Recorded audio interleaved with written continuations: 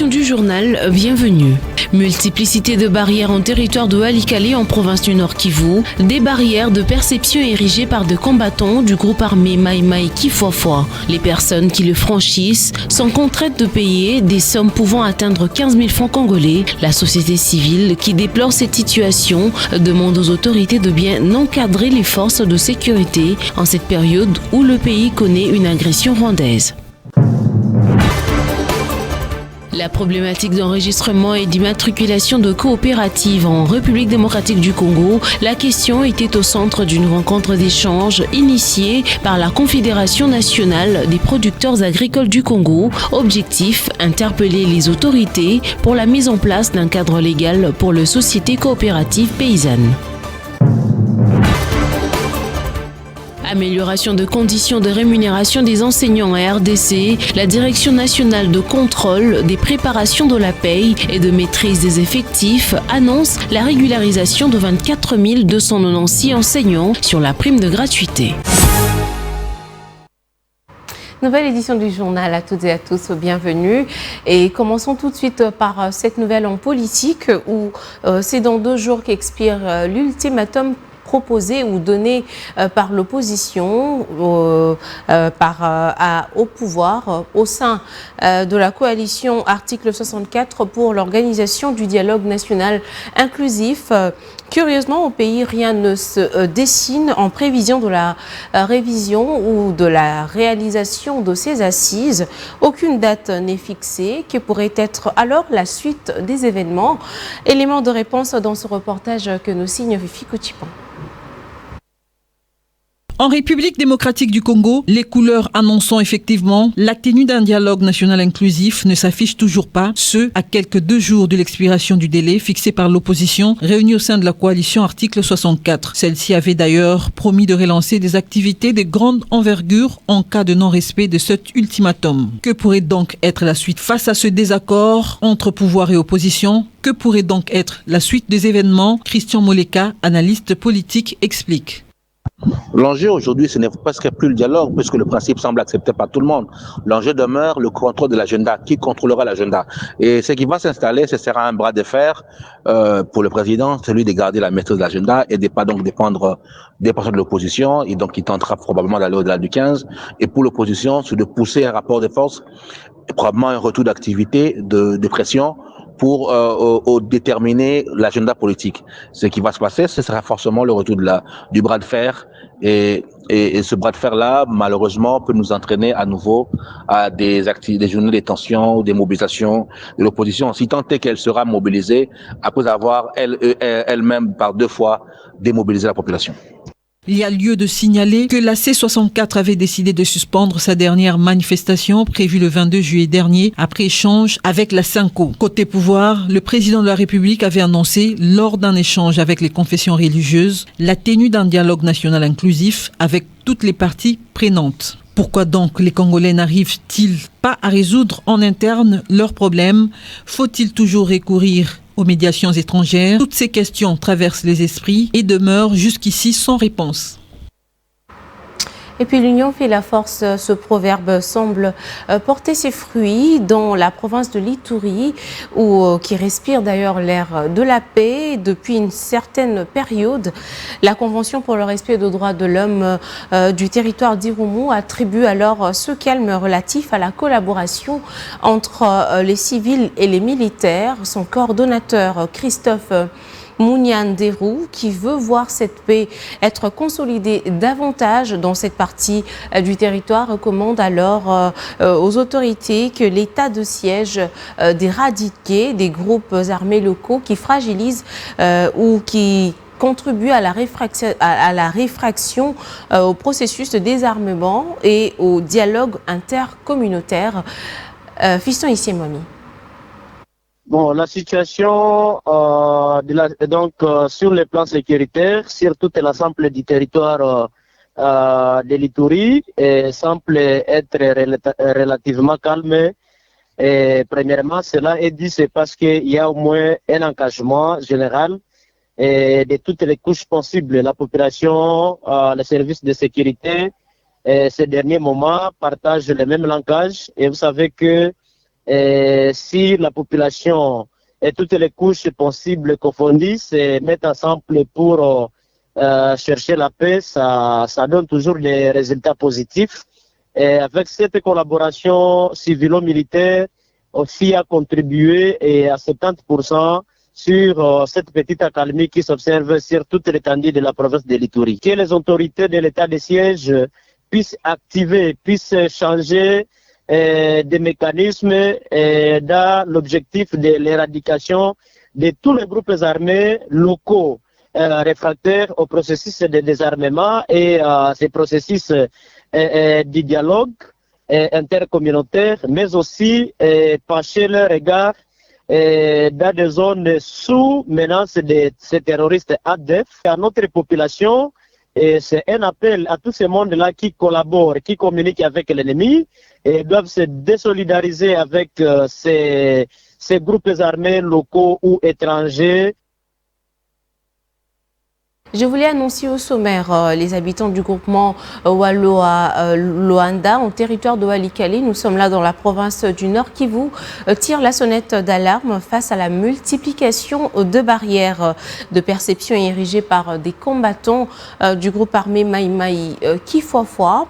Et selon les informations en notre possession, ces barrières sont installées dans plusieurs villages du groupement et les personnes qui les franchissent sont alors contraintes plutôt de payer une somme allant jusqu'à 15 000 francs congolais. La coordination de la société civile de Walikale aux provinces du Nord Kivu déplore cette situation et demande aux autorités de bien encadrer les forces de sécurité en cette période où notre pays est agressé par le Rwanda. Fiston Missiona, qui est président de cette structure citoyenne de Walikale, a été joint au téléphone par Fiston Issemwami. On l'écoute. Chose que nous continuons toujours à déplorer. Et à ce niveau, nous, en tant que société civile, nous avions toujours alerté, plaidé auprès de leurs autorités de ce VDP.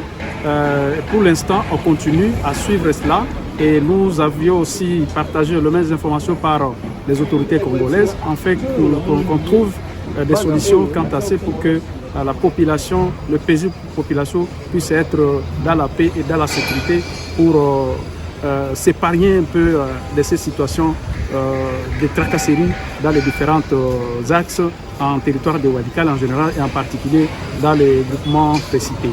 Si d'un côté, on peut dire que suite aux petits soucis de leur prise en charge totale par rapport à leur travail qu'ils sont en train de mener sur le terrain. Et voilà donc pourquoi nous avions toujours eu le courage de dire au gouvernement congolais de prendre en charge ces jeunes VDP parce que trouver la nourriture, trouver un peu de médicaments assez consistants pour leur venir en aide, c'est tout à fait difficile. D'un côté, la responsabilité est partagée.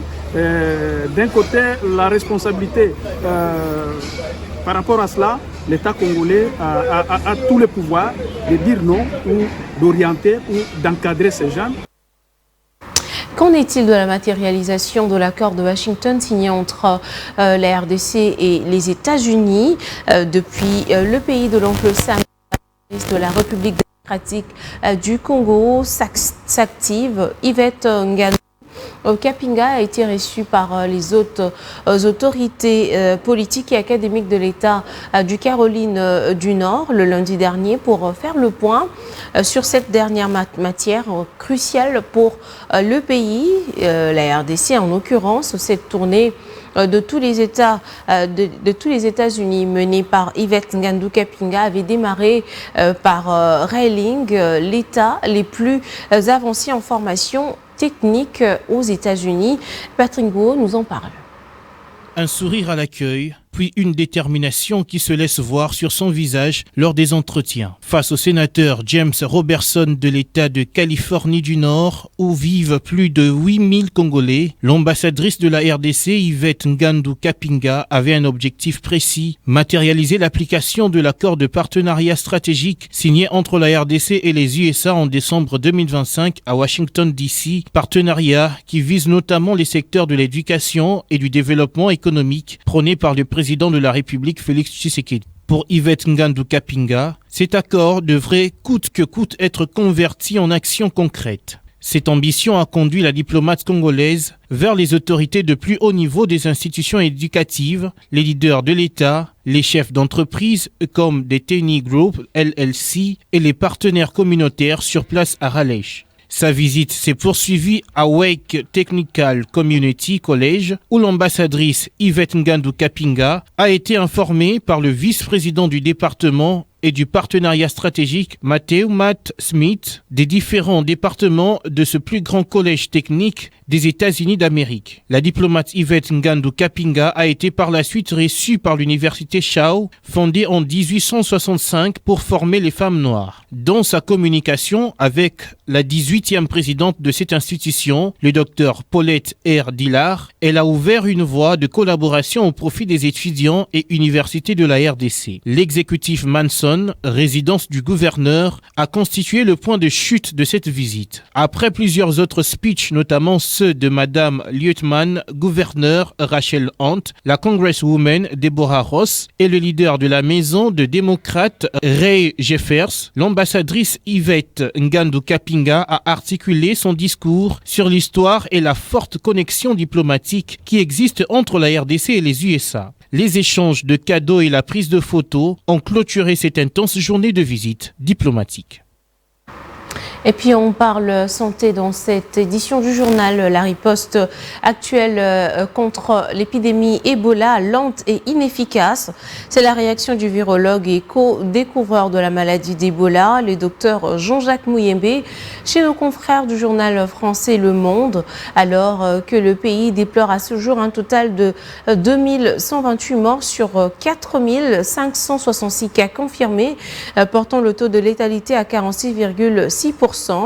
Les informations en notre possession renseignent que le décès maternels ont doublé en Ituri, alors que les femmes enceintes évitent les hôpitaux et que le personnel médical et les fournitures sont détournés pour la lutte contre les virus. Mais en RDC, où la RDC n'est pas seule dans cette lutte, elle reçoit de plus en plus de soutien de la part de ses partenaires. Il y en a entre autres la communauté de développement de la Austral, dans le secrétaire exécutif Elias Magossi, qui a exprimé la solidarité de l'organisation régionale vers la RDC. Elias Magossi a souligné l'importance de la santé et du bien-être de population dans le processus d'intégration régionale.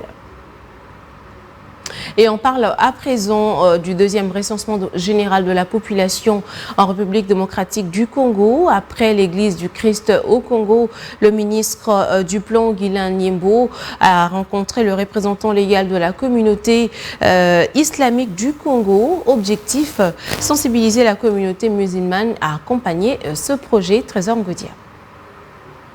La phase de sensibilisation des confessions religieuses dans le cadre du deuxième recensement général de la population se poursuit avec succès. C'est jeudi 13 août 2026, c'était le tour de la communauté islamique du Congo. Le ministre du Plan, Guilain Nyembo, a eu un échange fructueux avec Cheikh Abdallah Mangala Louaba, représentant les gars de la communauté islamique en République démocratique du Congo. Objectif, sensibiliser et éclaircir les messages liés au deuxième recensement général de la population. Donc, il était prévu que nous soyons ici dans le cadre d'information pour qu'on puisse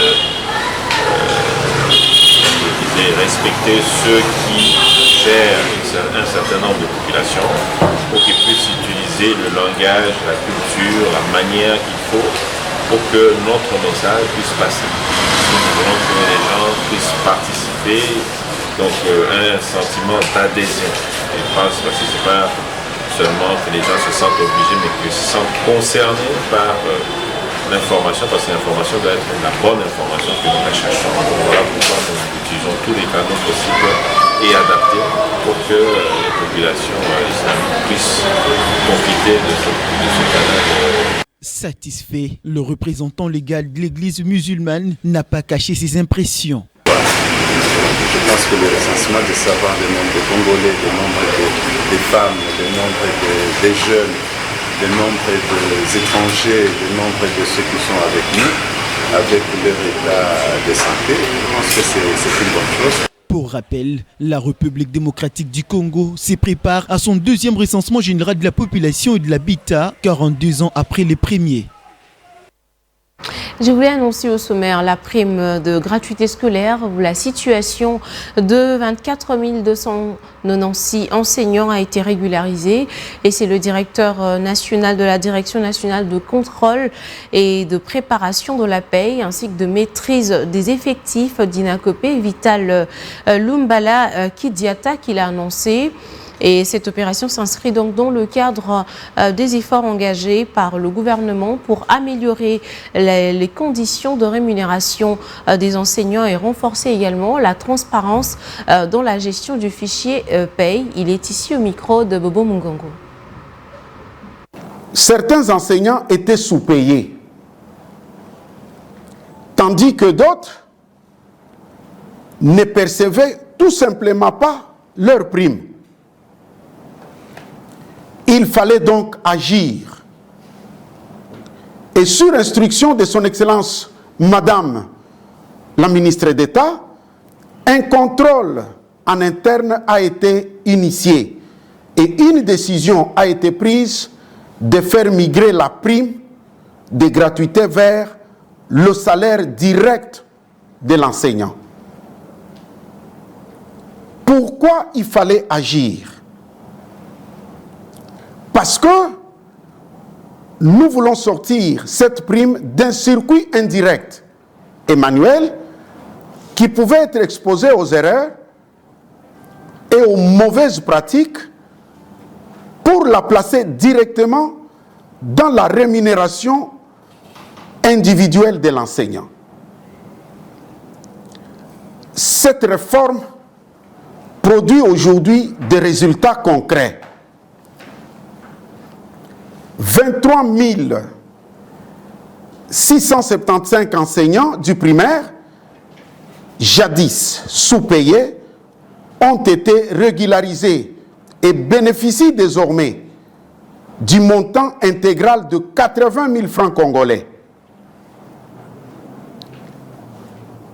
Et ce n'est pas tout.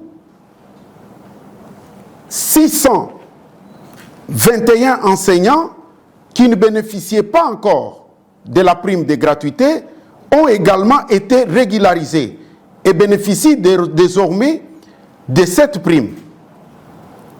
Il faut souligner ici qu'ils n'avaient que les salaires de base. C'est maintenant qu'ils ont la prime de gratuité.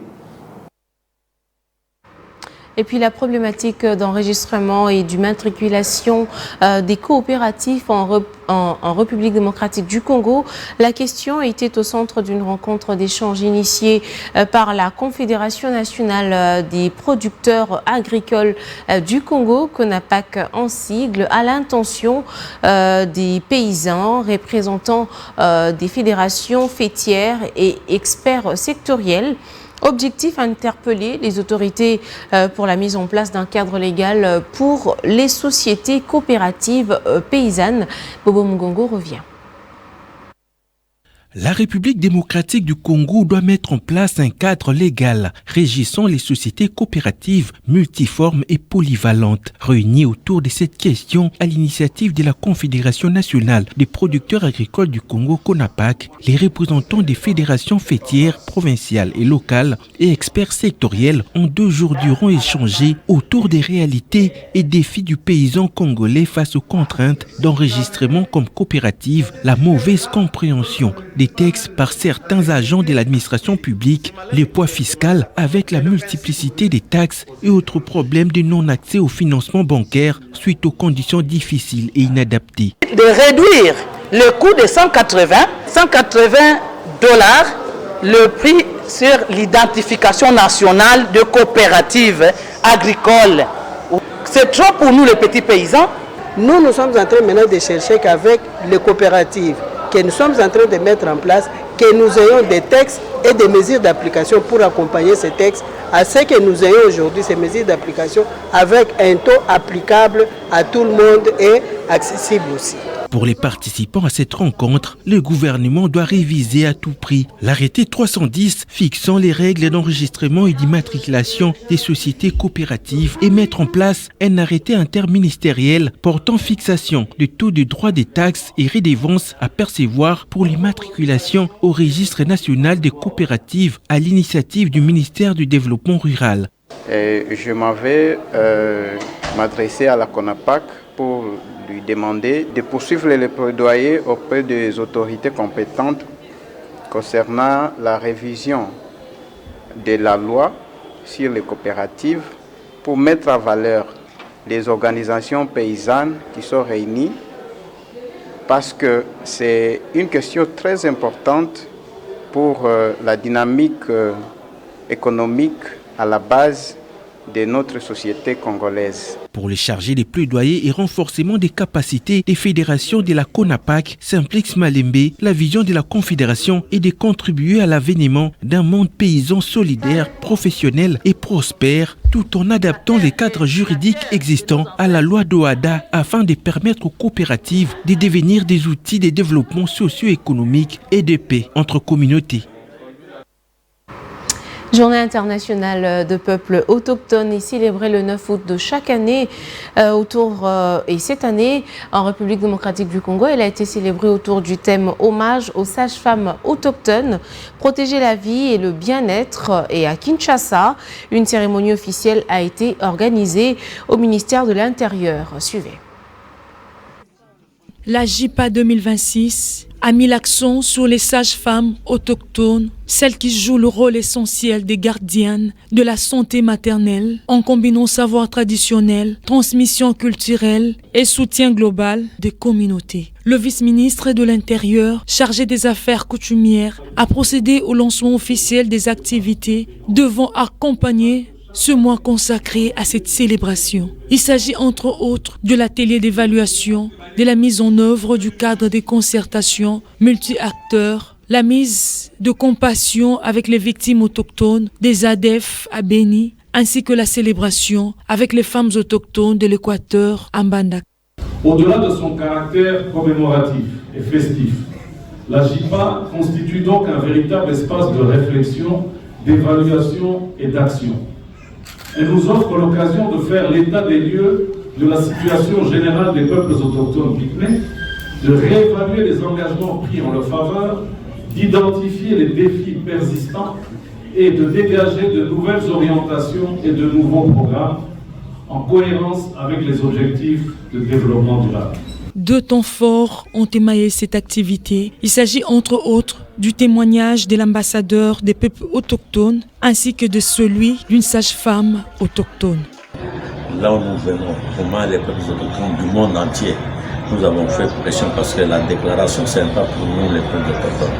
C'est pour la loi de la RDC. J'ai dit aux gens, la loi, ce n'est pas la loi des peuples autochtones, c'est la loi de la République démocratique du Congo. La déclaration aussi, ce n'est pas la déclaration des peuples autochtones, c'est la déclaration des Nations Unies. C'est dans le ministère des tutelles, ces différentes activités démontrent que la JIPA ne doit pas être perçue comme une simple journée de célébration, mais plutôt comme un cadre d'action, de dialogue, de mobilisation et de responsabilités collectives. Puis prenons l'actualité en dehors de nos frontières. La population zambienne a été appelée aux urnes ce jeudi pour les élections générales. Pour la présidentielle, le président sortant Hakainde Hichilema, favori, était face à 13 autres candidats, dont son principal challenger, Brian Mundubile. Fifi Kuchipon pour le commentaire. Au moins 8,7 millions d'électeurs étaient aux urnes ce jeudi en Zambie pour des élections générales, soit une faible participation sur un total de 22 millions d'habitants que compte le pays. Un vote débuté autour de 6 heures jusqu'à 18 heures pour élire le président de la République, les membres de l'Assemblée nationale et les élus locaux dans 226 circonscriptions réparties en 1858 quartiers. Aligné à la course, le président sortant, Hakainde Hichilema du Parti uni pour le développement national, arrivé au pouvoir après une transition face à 13 autres candidats, dont son principal challenger, l'ancien ministre Lungu Brian Mundu Bile, à la tête d'une coalition des partis d'opposants. Ce dernier avait d'ailleurs accusé mercredi le gouvernement d'avoir entravé sa campagne, marquée selon lui par des interférences de la police, des violences des partisans du président ou autorisation des vols annulés, l'empêchant de tenir certains meetings. Retenez que le président sortant est favori et domine dans les sud et l'ouest du pays, tandis que le nord et la Copperbelle demeurent le bastion du front patriotique de l'ex-président Lungu, base électorale de Mundu Bile, son principal rival. Selon la commission électorale de la Zambie, le vainqueur devra obtenir 50% des suffrages valides pour remporter. Au cas contraire, il y aurait un second tour. Sur place, 4 missions d'observation internationale, dont celle de l'Union européenne et de l'Organisation des coopérations régionales de l'Afrique australe, étaient déployées dans 10 provinces du pays. Notez que la population zambienne se plaint de la hausse du coût de la vie. La majorité vit avec moins de $3 par jour, selon la Banque mondiale, et le taux de chômage officiel avoisine le 10%. Et c'est par ici que se termine cette édition du journal. Merci à vous de nous avoir suivis. Au revoir.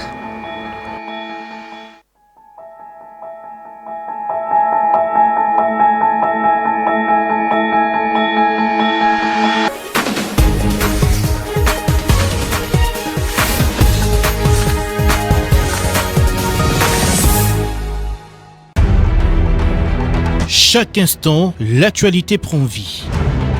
Sur le terrain, au cœur des événements, digitalcongo.cd vous informe en temps réel, où que vous soyez. Une information fiable, rapide et accessible à tous. Digital Congo, votre fenêtre sur la RDC et le monde.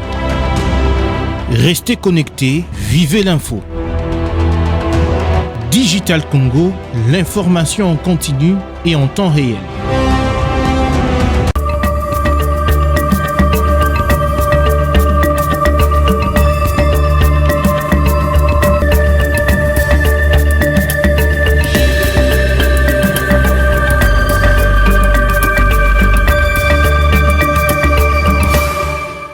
Revue de presse, mesdames et messieurs, bienvenue parmi nous. Commençons par la tempête des tropiques qui a placé à sa une les 15 jours calendaires ayant expiré, la loi référendaire promulguée de fait. On peut lire dans le journal que la loi fixant les conditions d'application du référendum en République démocratique du Congo, qui tarde à être promulguée, alors que la Cour constitutionnelle l'a déclaré conforme depuis le 28 juillet 2026, sa non-promulgation prête déjà le flanc à diverses spéculations. Surtout que le délai constitutionnel de 15 jours référendaire a expiré mercredi 12 août 2026. S'il faut se référer à l'article 140 de la loi de la RDC. À la référence plus de ce jeudi 13 août 2026, enjeu politique, le président Félix Tshisekedi met en place une commission de travail pour préparer le dialogue national. On peut lire en colonne de la référence plus que le président de la République accélère les préparatifs autour du futur dialogue national. Une commission de travail discrète aurait été mise en place